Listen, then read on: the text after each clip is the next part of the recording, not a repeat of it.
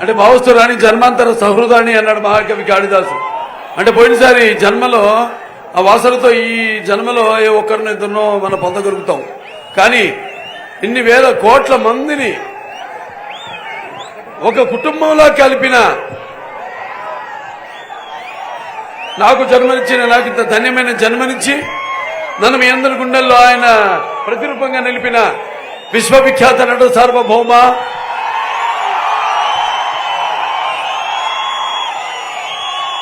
విశ్వానికే నట విశ్వరూపం ఎలా ఉంటుందో చూపించిన కారణ జన్ముడు, నా తండ్రి, నా గురువు, నా దైవం నందమూరి తారక రామారావు గారికి నివాళులు అర్పిస్తూ, అలాగే మరి ఆనాడు సత్యం కోసం సతిని అమ్ముకున్నాడు హరిశ్చంద్రుడు, తండ్రి మాటకే నడవులోకి వెళ్ళాడు శ్రీరామచంద్రుడు, తమ్ముడు అన్న సేవకే అంకితమయ్యాడు లక్ష్మణుడు, అలాగే పతి దైవమని భావించింది సీతాదేవి, చాపగుడితో సమతను నేర్పెను పలనాటి బ్రహ్మన్న, మేడి పండులా మెరిసే సంఘం గుట్టు పిప్పెను వేమన్న, వితంతువుల విధి వ్రాతలు మార్చి బతుకులు పండించే కందుకూరి, అలాగే తెలుగు భారతిని ప్రజల భాషలో తీర్చిదిద్దెను గురజాడ, స్వతంత్ర భారత రథసారథి ఏ సమనాన దూకే నేతాజీ, సత్యాగ్రహమే సాధనముగా స్వరాజ్యమే తెచ్చే బాపూజీ, గుండెకెదురుగా గుండె నిలిపెను ఆంధ్రకేసరి టంగుటూరి, తెలుగు వారికి ఒక రాష్ట్రం కోరి ఆహుతి ఆయను అమరజీవి.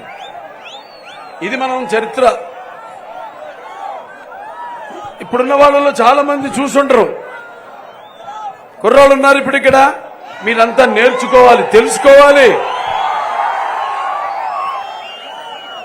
మరి ఆనాడు నందమూరి ఆ తర్వాత నాకు మనందరికీ చాలా మందికి తెలిసి స్వతంత్ర సముపార్జన తర్వాత మనం కళ్ళాలో చూసింది ఆనాడు ఎన్టీ రామారావు గారు మరి ప్రతి తెలుగు బిడ్డకు, ప్రతి తెలుగు మట్టి గడ్డకు తెలుగు పౌరుషం ఉంటే ఏంటో సత్తువ ఆ పొగరుని పొదను పెట్టి సానబెట్టి బయటకు వచ్చి నేను తెలుగువాడు, నేను సగర్వంగా చెప్పే ధైర్యం ఇచ్చిన మహానుభావుడు మన